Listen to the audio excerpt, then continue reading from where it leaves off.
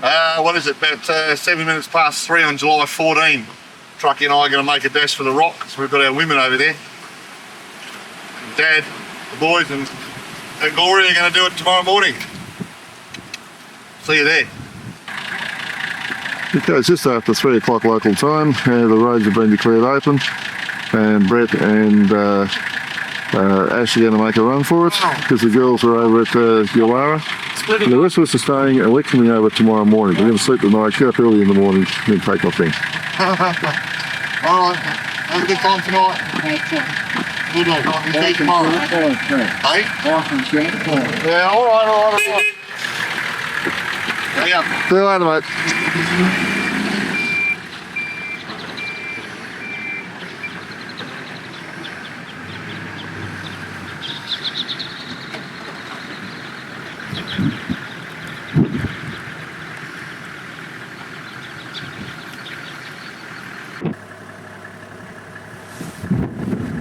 This is some of what we didn't see when we came in the other night, obviously because it was dark.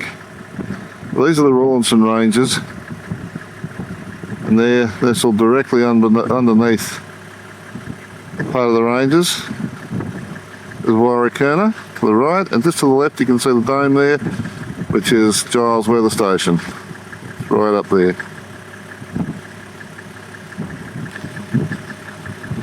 And then meanwhile, moving on, the Rawlinsons just spread out down the road, and it's along the base of that we came on the old abandoned section of the Gunbarrel Highway.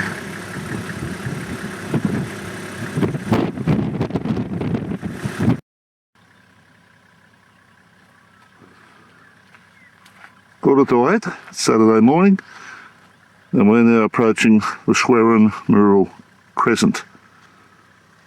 And it's sort of sunrise. We've been on the road since just after 6:30 on our way towards Yarla.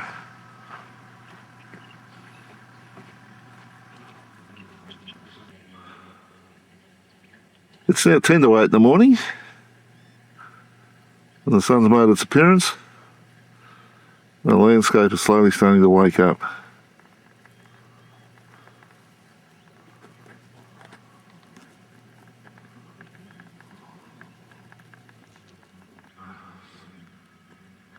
Clouds still sitting gently over the hills.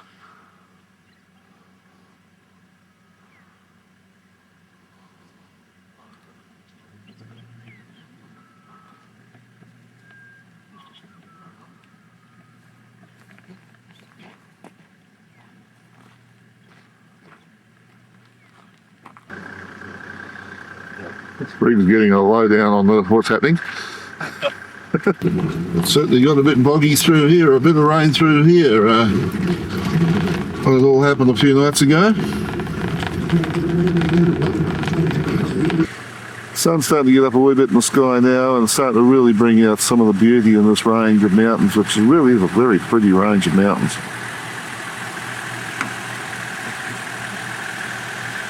And it's right in the shadow of Len Bedell's tree on this particular part of the highway.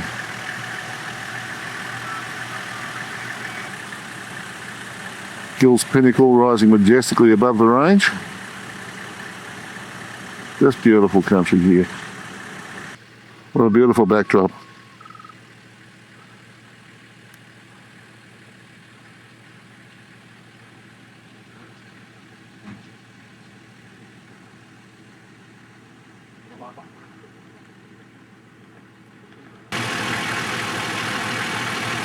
This plaque will be the last plaque that we'll see along this section of the Gunbarrel Highway on the Great Central Road section.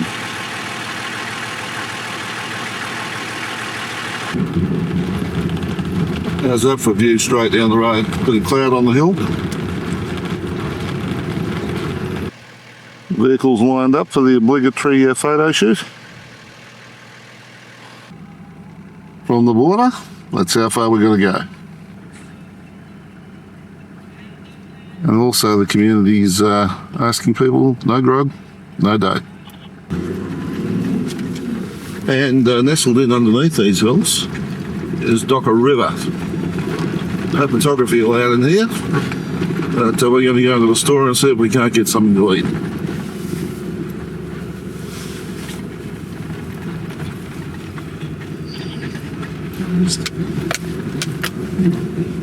It says takeaway.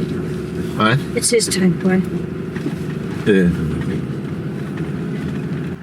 Now we've just driven through the Docker River and it's as dry as a bone. 200 metres up the road, and look at this.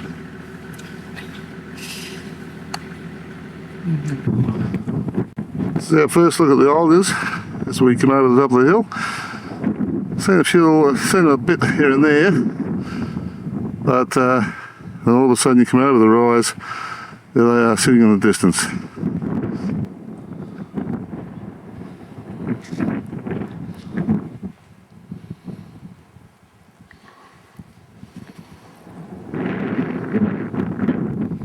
So we come from those back towards Warakurna. At this point in time we're within a couple of kilometres of the end of the road and we hit the bitumen, and these things are awesome, aren't they? They just stand up. There's Laurie. He's just gone for a walk right up on the top of the hill. We get a really good picture of Ayers Rock. And there it is.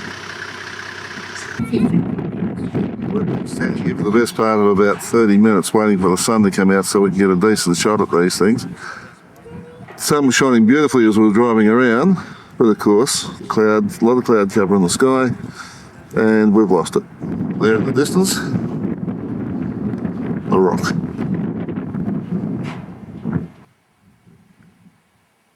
We're at the Olgas, and we're about to go and explore the Walpark Gorge. There's a fair bit of plant life grows in here, and that's up in that area there. That's where we're going. So as we get further into the chasm, all these great pock marks on the side of the rock heading up towards the gorge. Meanwhile there are these runways, waterways, come down. They're built bridges on them so that we don't kill ourselves in the vegetation along the bottom of the actual rocks themselves, leading out onto the plain proper.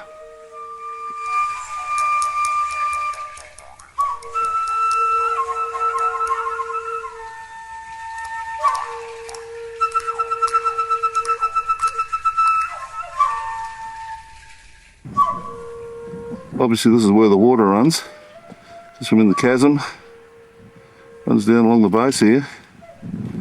And there's heaps of vegetation, trees, all sorts of stuff. And closer, let's be a rock. And a couple of small bundies to go with it.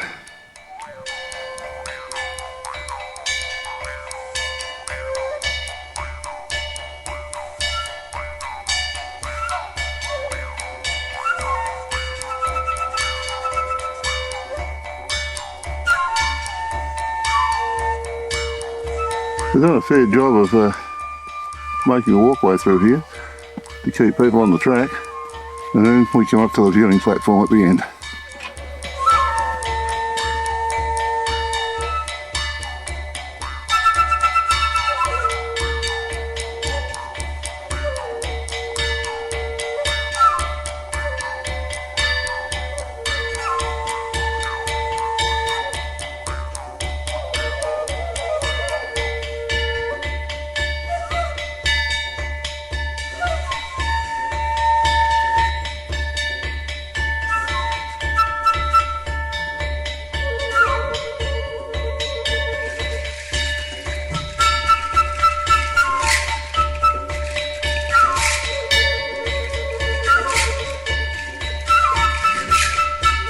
With the amount of rain we've had here, the vegetation's now starting to bloom.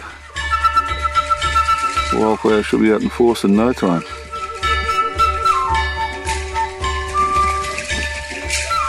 From the lookout, that's the view. This is where the area where people come and line up late in the afternoon to watch the sun go down and watch the rocks actually change colour. We're heading across to Ayers Rock now, Uluru. This is the rock.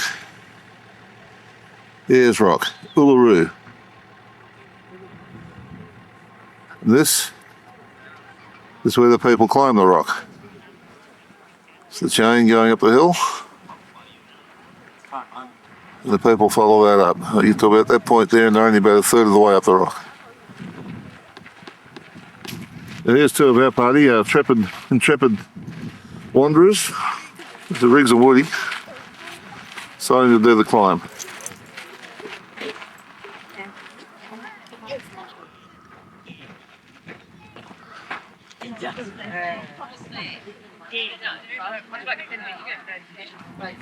There's still a little way to go before they reach that first lip. Still there climbing. Riggsy's almost there. He's probably looking ahead of him now going, my God, how much more to go?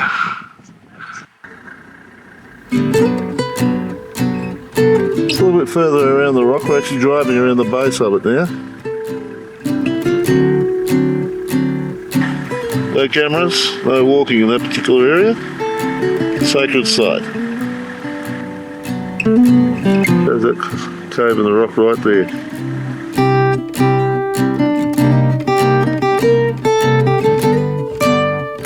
Yeah, interesting way the rock's been worn over the years.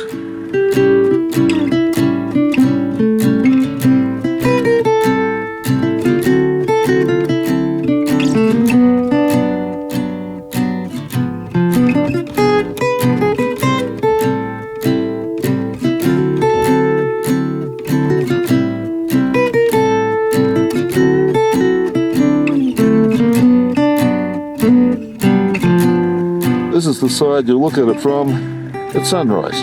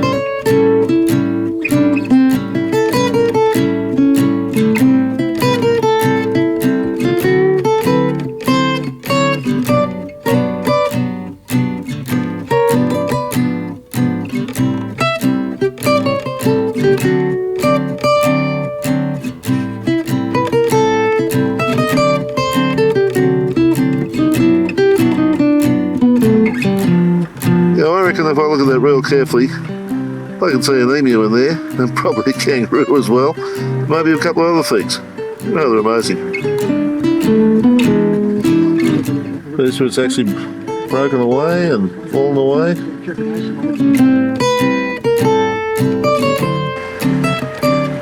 Those ants are actually the people walking up and down the rock. And that's the angle of incline.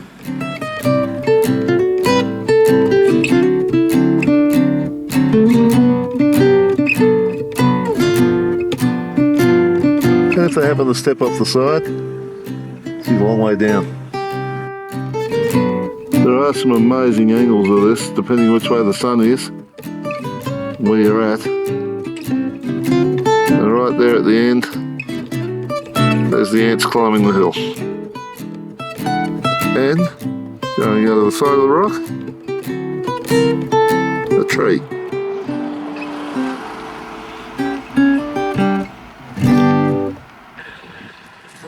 Okay, we've picked up Glenn looking at us.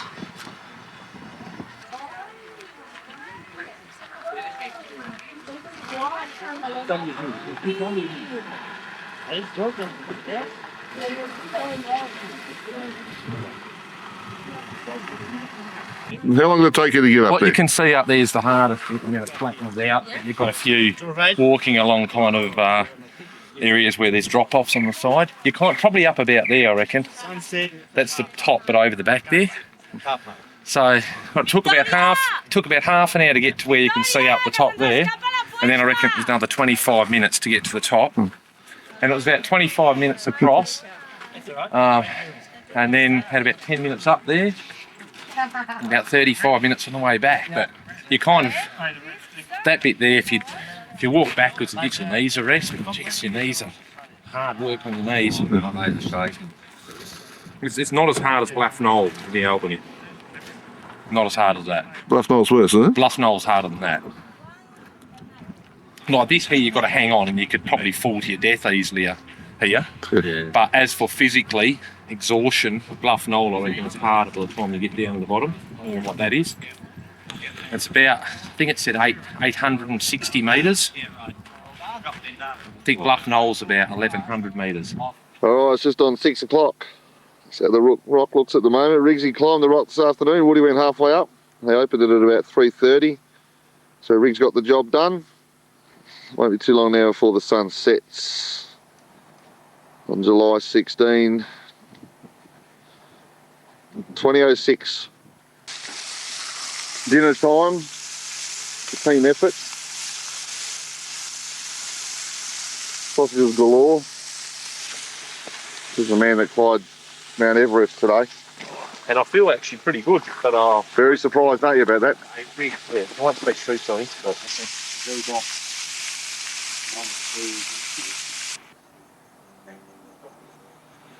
The Olgas this morning. I reckon that one there looks a big old dog with his head between his paws.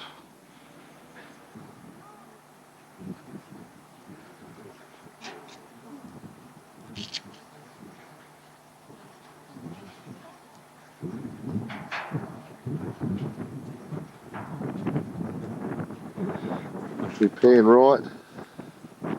You got the rock. About 40 k's away.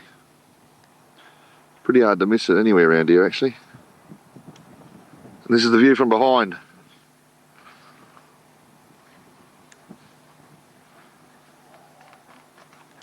That's the Uluru region 2006 as we move back west to homeward.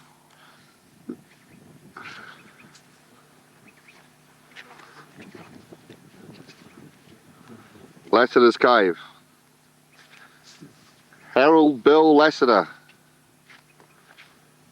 He came west of Uluru back in the 30s looking for his reef of gold that he claimed to have discovered as a young man about 30 years earlier. Well, Lasseter, when the other members of the expedition gave up on this reef of gold, Lasseter continued with some camels. And cutting a very long story short, they bolted from him about 15 kilometres from here, and he sheltered in this cave without food for 25 days in January of 1931.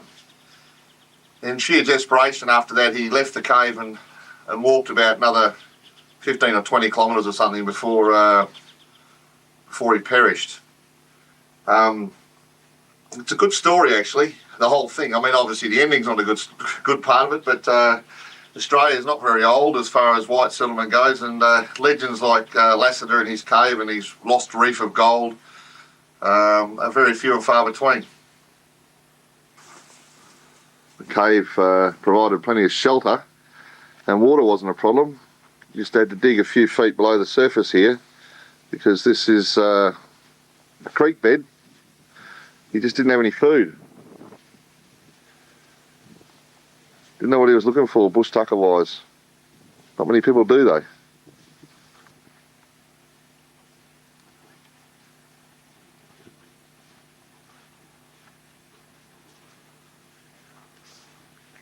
Beautiful place, really is.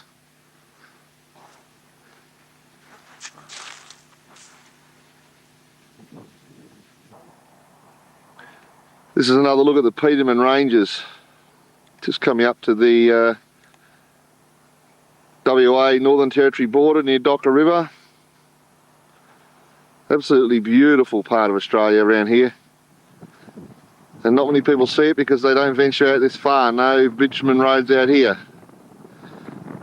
And to be honest, that's just the way we like it.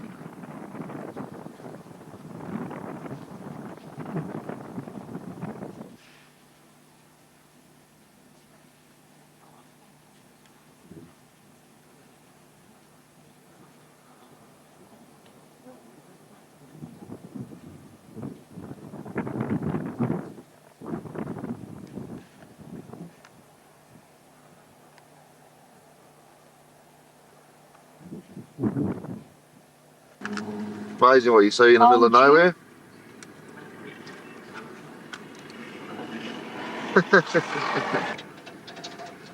An old tractor convoy, you reckon, Father?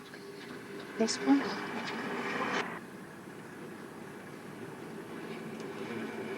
We're going along at a pretty good clip.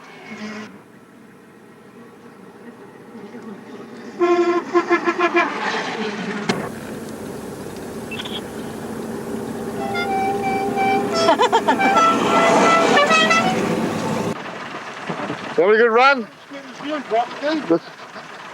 Well, the Chamberlain 9G Tractor Club from Western Australia. We have members all over Australia. There's 21 tractors left Northern just over a week ago, and we're heading towards Normanton. On the way at Alice Springs, we pick up 5 more tractors from New South Wales down to Australia. We raise money for the Flying Doctor and Children's Hospitals en route. And then when we get to Normanton, there's another 18 of us are going up to Cape York and back to Musgrove where the tour ends. Got myself a stubby holder. There you go. Good, mate. Yourself? Good.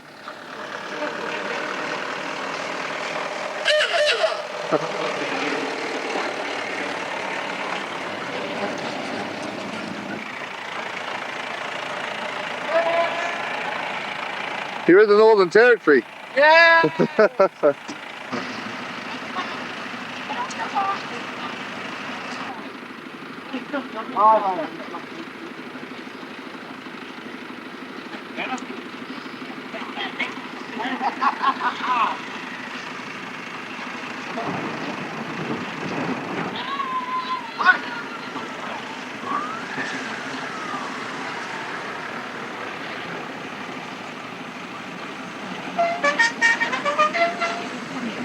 And here comes our Chamberlain.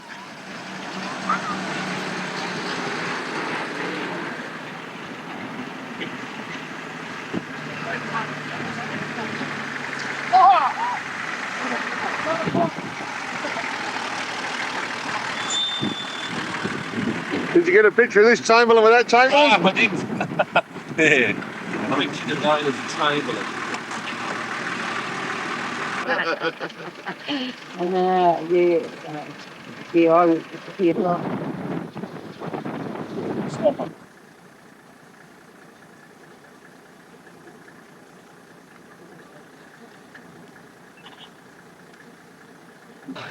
This is another blazed tree on the Great Central Road. This road was built by Len Bedell originally. It used to be called the Sandy Blight Junction Road. It was built in 1960.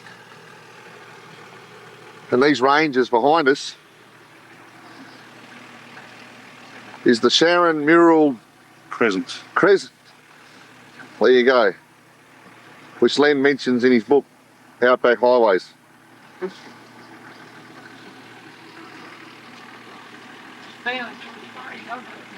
Not quarters.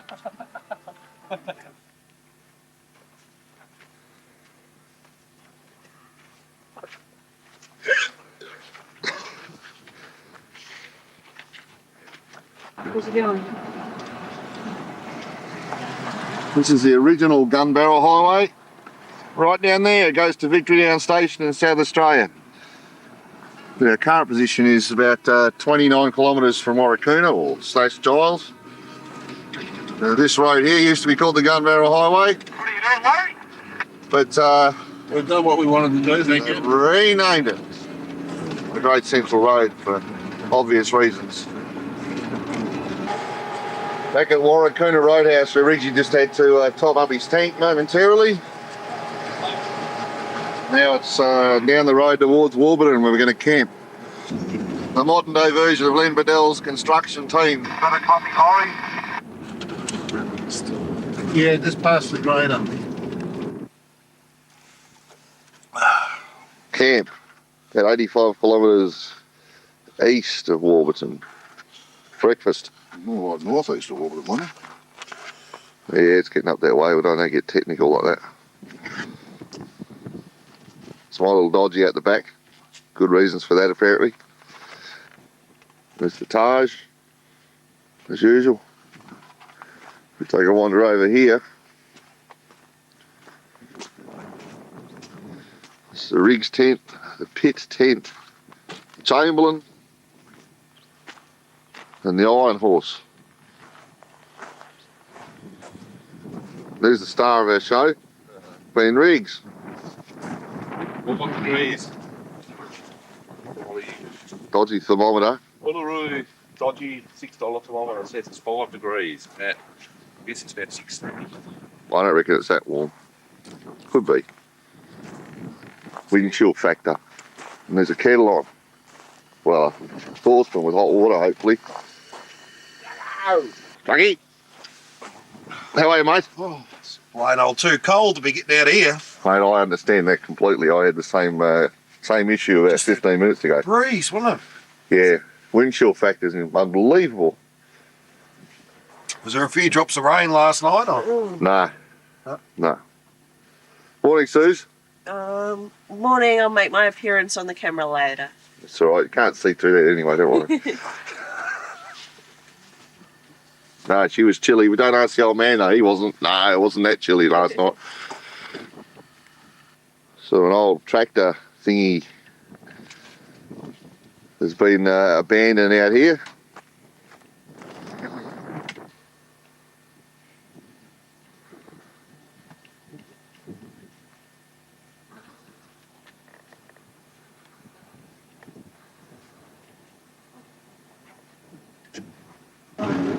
Back to Warburton. The weather's a bit better than it was a week ago when we were here. This is mainly a fuel stop. The girls are going to try and have showers, and my mission is to charge the battery on this video camera. Should be filming here. That's the only reason I'm doing it. If you enjoyed this video, there are over 500 more just like it on this channel. Subscribe and hit the notification bell and we'll let you know when the next video is available. If you liked this video, hit the like button and feel free to share with your friends. Thanks for watching.